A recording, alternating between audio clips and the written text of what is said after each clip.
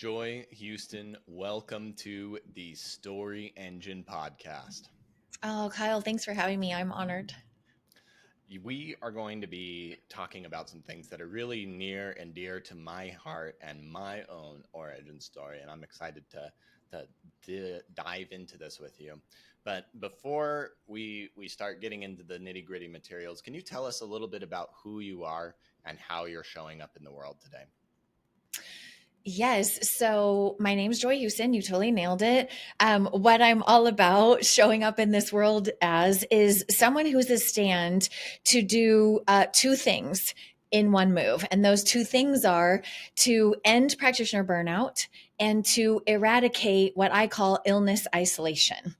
And when I say that those can be done in one move, it can be done by leveraging a practitioner's time to lead communities of people who struggle with the same challenge through to get amazing health results. And that sort of comes from, part of my origin story, which is, someone who was struggling and really sick and in tons of pain for a long time. And while it took me, my own crazy journey to figure out what was happening, I experienced extreme loneliness, just Yeah. seeing like, oh God, I don't know what's happening to my body. I don't understand. I didn't want to complain all the time. And so I kind of shut down sharing and I got really lonely.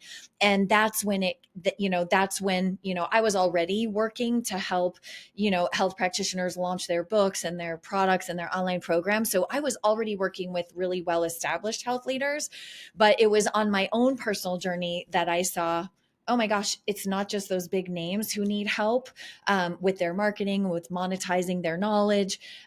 It's also these little hometown health heroes, the person like locally who helped me resolve my health issues, for example. Yeah, so that's what I'm all about: end practitioner burnout and eradicate illness isolation in one simple business move.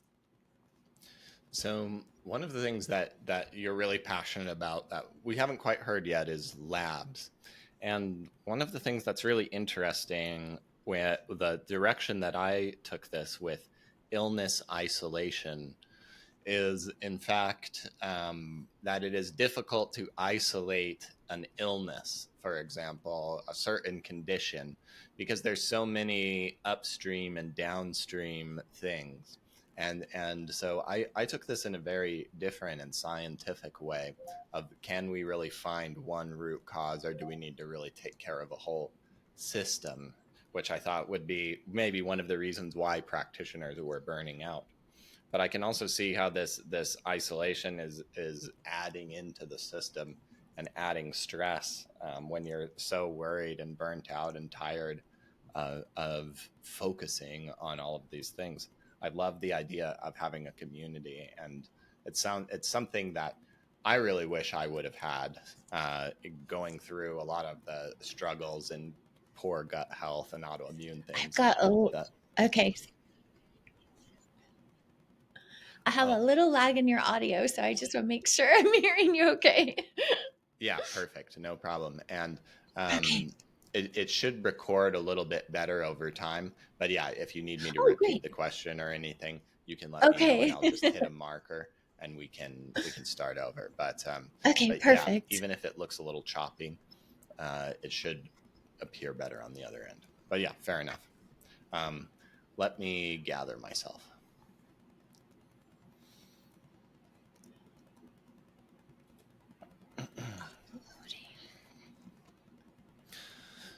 So, Joy, I know with the practitioners and the people that you work with, one of the most important things that made a difference in my life, and I imagine is one of the things that's really close to you, is being able to have labs and real clarity in what's important, where to go, why do we do this, why do we take the steps from here? Because a lot of times when I experienced my own uh, illness isolation is because I didn't have hope. I didn't know what steps I could actually take until Yeah. I started seeing the numbers and feeling like there was dials that I could move and influence, that I had control over. And I think that's one of the great things that labs provide.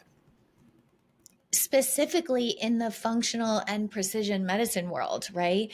Because a lot of times, the clients for practitioners in that space they're dealing with people who've been in only the conventional medicine space where, even the testing that they are using, they're using metrics that are very like, your average weight and average height male patient, and everyone's being judged by that standard. So even if patients are coming to practitioners with some conventional testing, it's not necessarily like the measurable metrics that open our eyes to what's going on in our body and also give us what you're saying, which is like hope and a feeling of control. Like, oh, okay, if my metrics look this way now, then obviously there's hope that we can sort of move the needle on each one of these metrics. And then when they come back into a more natural range for my body, then I'm going to start to feel better and look better and get back to, living the life that I want to live.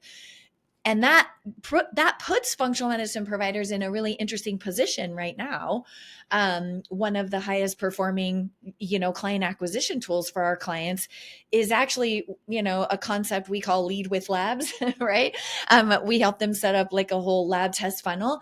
And the whole concept is that, well, instead of offering them some lure, some freebie, some guide, some checklist or recipe book or something, they can actually have them put a little bit of upfront cost and get the data that they need to make smarter decisions about their health. And during that gap in time between when that prospect is, oh, wow, yeah, I should order that test and see what's really going on in my body, between the time they make that decision and the time they actually get the test results back. And that gap in time creates this really beautiful opportunity for a practitioner to show up big for those prospective clients that really need help, and step up to the plate and offer lots of support and lots of help and lots of understanding while they're waiting for those test results.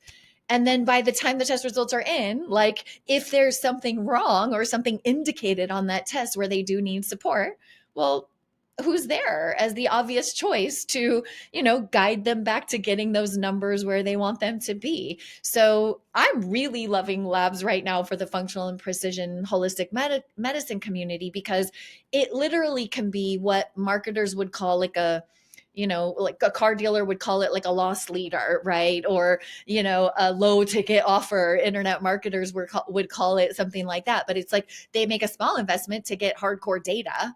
And then now that person is like distinguished themselves as a more motivated client. And then in that space of time, the practitioner has the chance to show up big with tons of help and empathy and information that makes them the obvious choice if something is indicated that the person actually needs help. Awesome. Another thing that I'm really curious about is this synthesis of practitioner burnout and illness isolation helped through community. Tell me, what is the secret sauce with community, and Yeah. how is it help getting results with practitioners? Yeah. Well, I'll share with you, Kyle, and you probably know this too, because you support the health practitioner community as well. There is this misconception that, from their medical training, whatever that was, MD, all the way to a health coach certification, it doesn't matter to me. But there's oftentimes this construct in their brain that, oh, I will finish my education and then I will move straight into applying my knowledge and my expertise one on one, meaning like I will see one patient at a time or one client at a time. And then, that's my only avenue to having impact, unless I'm one of those, breakout professional that, writes a big book or, comes up with a cancer curing protocol or something. So they almost see the idea of leading communities, leading groups, leading, communities of people toward a specific end result. They sort of see that as something that's reserved for these famous outliers or really advanced researchers. And that's just simply not the case, right? So there's a little bit of, that construct that needs to be broken down in the practitioner's mind.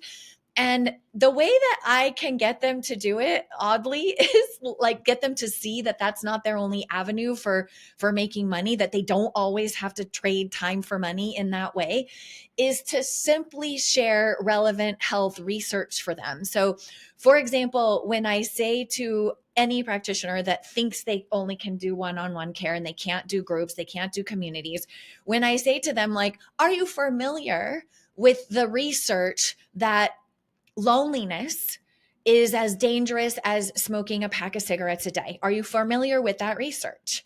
And of course, they're like, yes, of course, everybody knows that. I'm like, okay, great. So if we know that patients have, especially those who have chronic illness, right? Things that have been going on for a long time, which honestly, Kyle, a lot of the functional medicine and holistic practitioners, that's who they're dealing with, right? Because those people didn't get results with the conventional world because, let's face it, it doesn't really address chronic lifestyle based, diet based, mindset based. It doesn't really address those as well as functional and precision and holistic medicines do, right?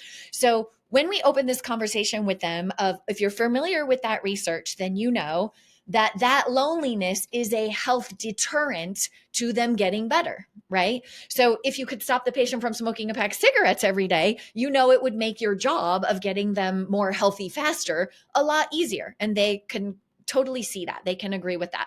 And then we say, okay, well, then if we know loneliness is as dangerous as smoking a pack of cigarettes a day, what if you could get rid of the loneliness and isolation that's associated with having a disease over a sustained period of time, or a pain or over a long period of time, or any form of chronic illness that just keeps on going and people aren't experiencing change rapidly?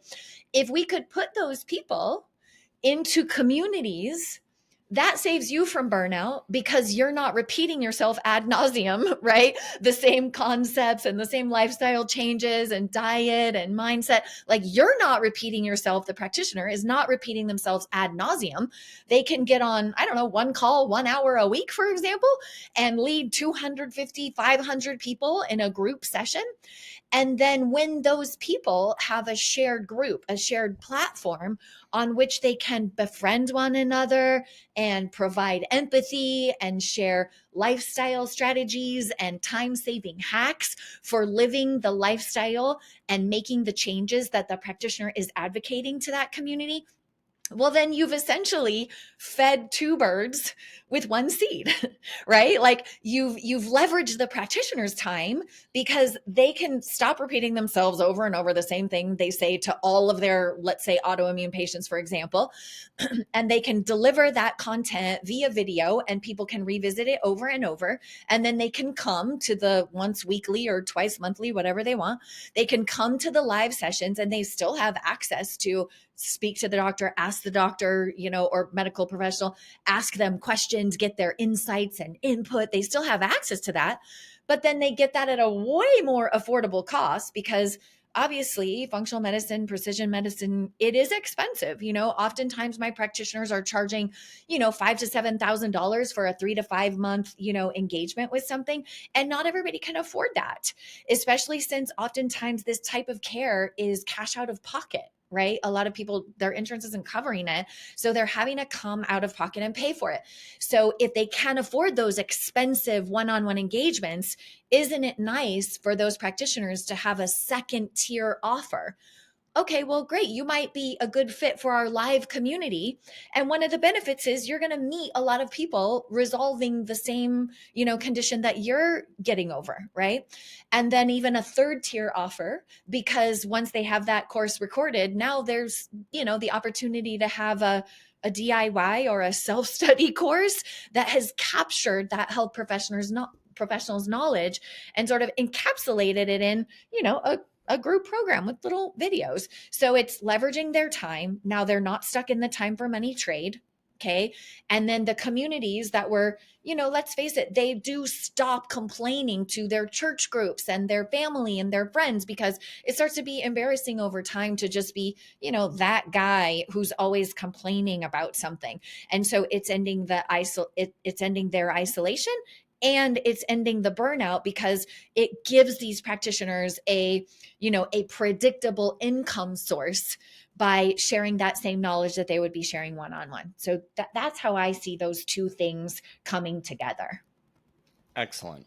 So we've explored a lot about kind of the core principles and the process and some of the problems. And I'm just going to check in with you and see if Yeah. I extracted this right.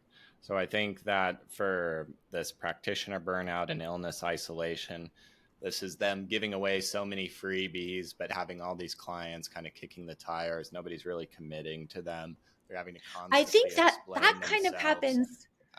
Can I Yeah, yeah. continue? They're constantly explaining themselves over and over in their one-on-ones and to their Yes. pre-clients. They are overworking. It seems like they only think that they can do one-to-one, and they need to be famous in order to do anything else. And so with the ability to leverage time, connect people with community, and share themselves, they're able to create a lot more time, a lot more freedom in their business, and a lot deeper impact with those that they work with. Does that sound right? That's 100% accurate. And then it also has this underpinning element of it frees up some time to do what a lot of them really, really love and helps them serve better, which is, oh, okay, well, now I can go to listen to a lecture about the newest, I don't know, gut health lab or autoimmune labs that are available. It allows them to, stay in the forefront of what their patients need them to be most educated about, which keeps them in a cycle of wanting to serve more and wanting to, just like stay on fire about the conditions that they're passionate about resolving. Awesome. I would love to hear about a moment of your life of practitioner burnout. And I'm curious if there's a moment of simultaneous practitioner burnout and illness isolation, and a time where you were feeling these same things that we were just discussing. Is there a very specific, like a time in your life that you can think of that you really identify with? When was this?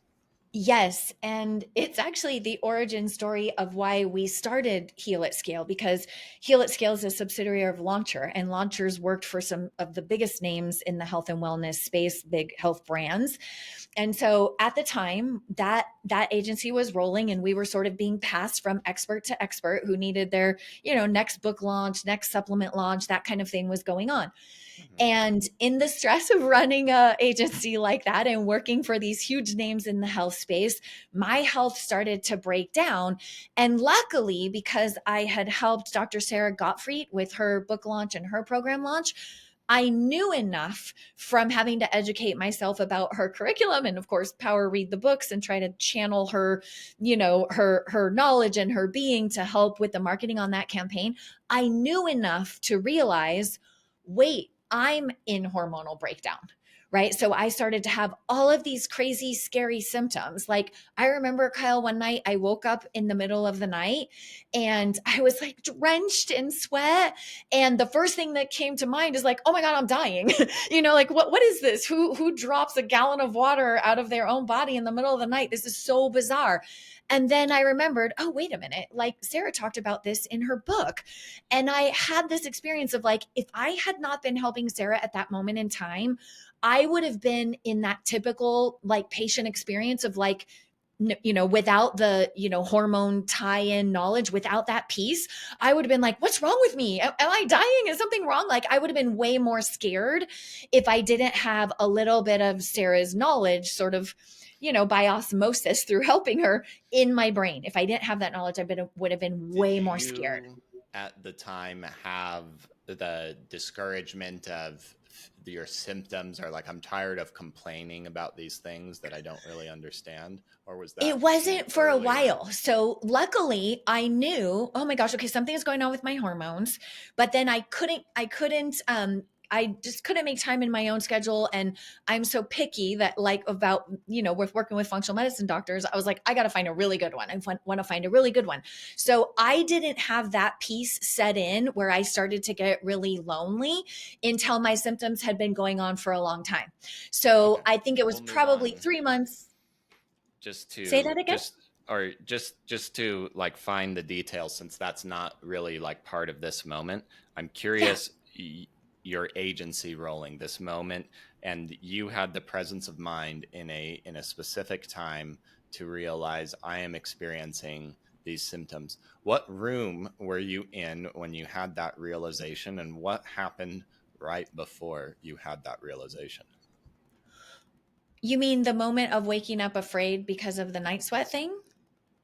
I guess there is that one, and I wonder if there was one inside of your office. It sounded like there was something where maybe you were in your office or in a meeting or something, and you were like, "Oh man, Nope, I have these I things." don't. No, it was from the So midnight. in the moment of like, waking up drenched where your whole like bed is wet and it's just a Yeah, freaky experience, in that moment, I felt so scared. And like, well, yeah, what happened right before it was like, oh, I just woke up like because I felt water moving on my body. Like I woke up to the sensation of water moving on my body, which was really creepy and scary. And of yeah. course, I kind of panicked for a minute, and the impetus, like what happened right before that, was just waking up with this feeling of movement, when you're sweating and you can actually Perfect. feel something moving down your body. So that was what happened. And then as I'm getting up to like get a towel and figure things out, I felt really scared, but I also had this logical realization of like, wait a minute, like there must be something going on with my hormones, or, also my gut health was a mess. Like everything was just a mess. So I'm like, this must be some sort of, Yeah, sort of conflation of having some gut problems. And now this must be my hormones layered in. So honestly, I felt blessed to have that knowledge from working that's on her really cool. campaign. Yeah, like otherwise I would have been like, oh, all the women who wake up and have this experience, but they don't know that it's their hormones. Like, what must their first go to fear be? Like, like literally, am I dying? Like, Well, not to, because we don't have a ton of time, but I think that most of the country is suffering from something like this, and we blame it on a lot of different things that aren't that don't deserve that attention. But I just want to just say how important this really is and how difficult it is, because I've been in that, and even with many years of practicing with it, it's difficult to feel I am having biological anxiety and to actually attribute it to hormone problems and not something else going on.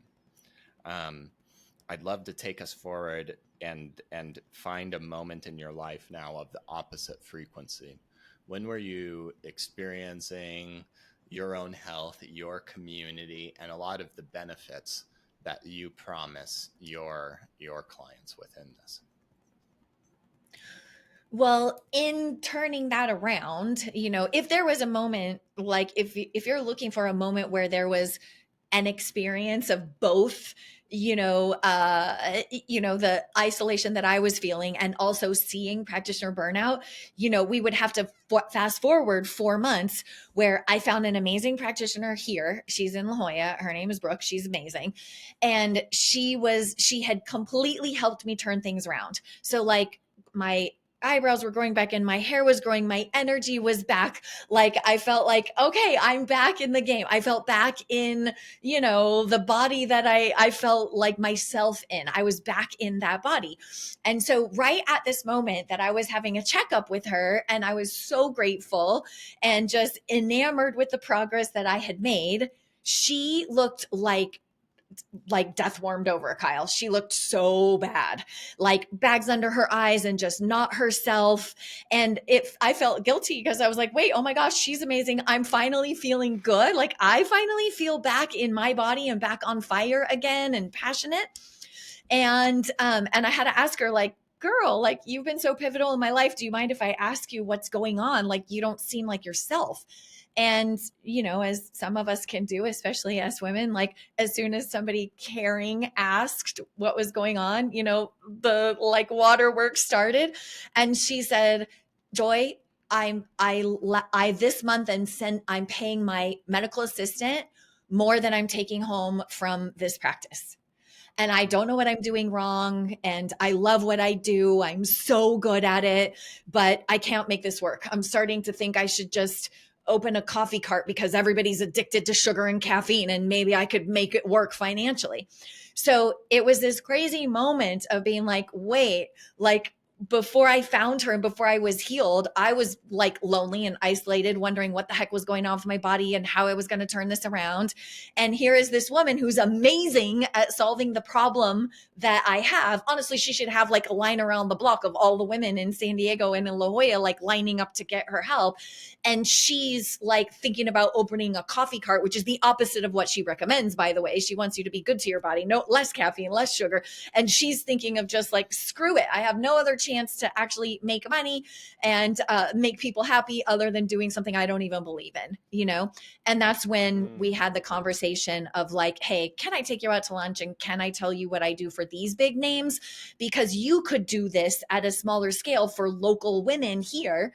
And it's going to be a better income source. It's not going to stress you out so much. So that moment of me experiencing it was actually, not with the next in line big name health hero at the agency, but it was actually the impetus for me coming back to the agency and saying with my co-founder, Travis, and saying, wait a minute, everything that we do for our big clients, like, we are remiss not to simplify and elegantly make it possible for people like Brooke to like put things in motion for her to be able to create community, for her to be able to leverage her time. So that was the moment where I was like, wait a minute, these two problems could be solved, at a smaller scale, and it could change the lives of hometown health heroes like Brooke. So it was basically wanting to kind of put those chocolate and peanut butter together.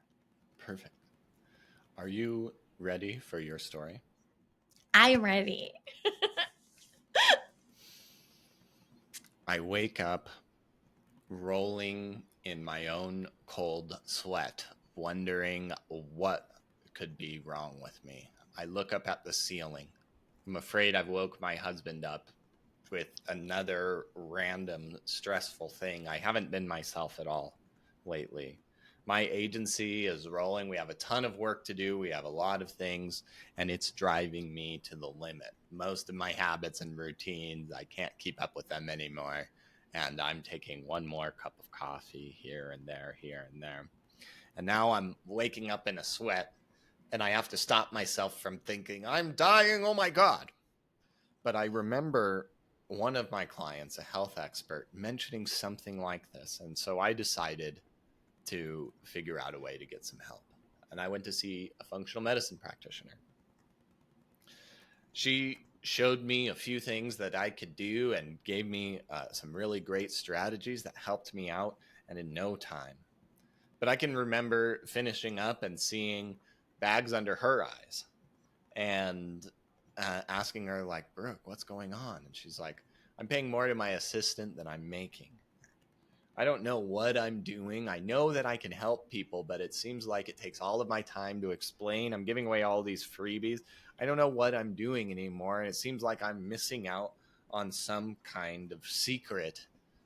And so I feel like I need to start up a coffee cart to finance my health business. And I don't know what to do.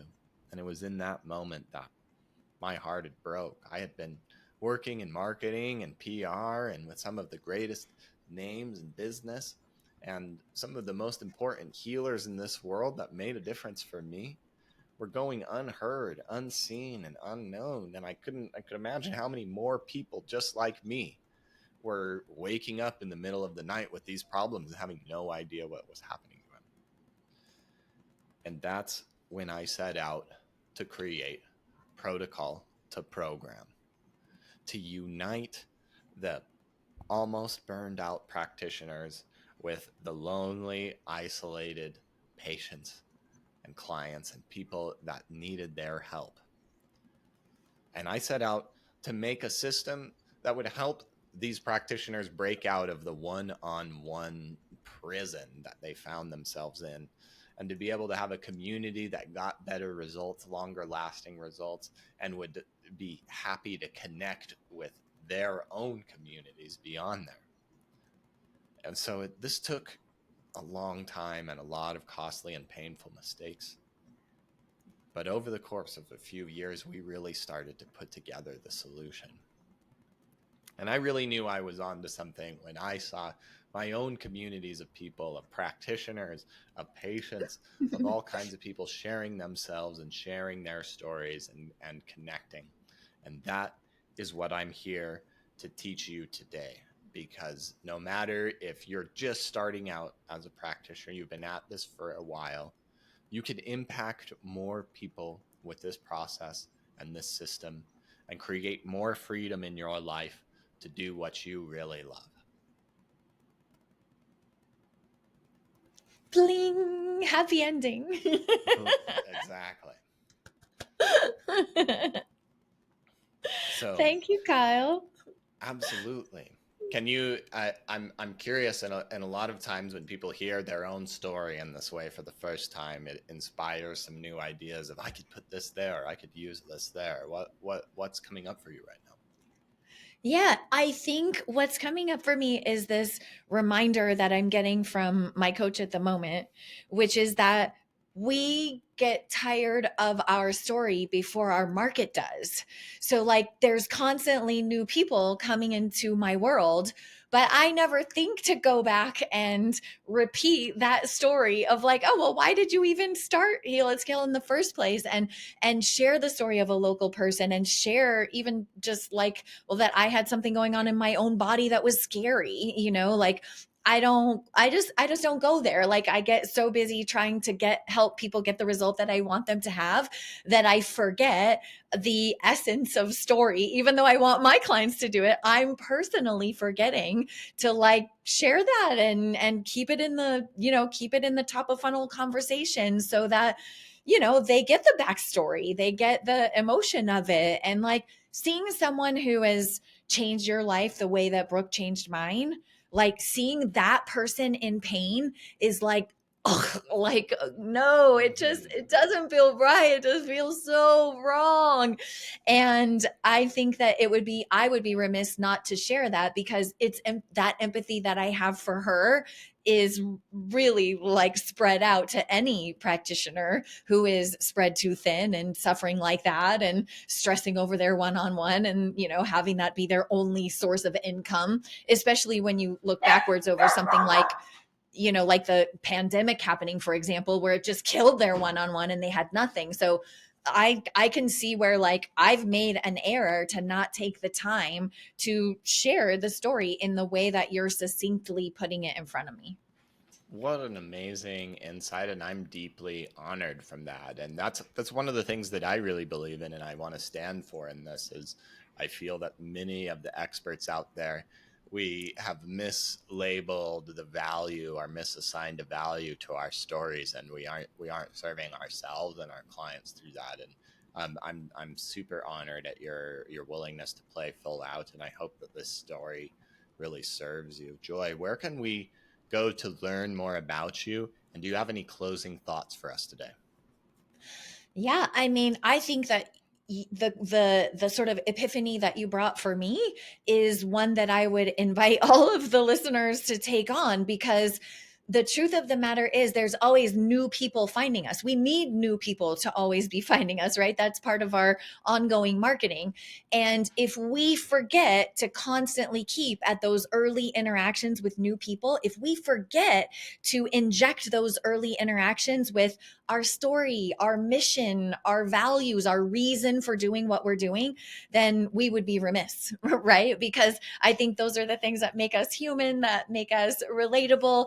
And those are qualities that people need to feel in order to build that know, like, and trust factor to move forward with us. So I think the epiphany that you gave to me is one I would invite all the listeners to take on and see where we can do more of that.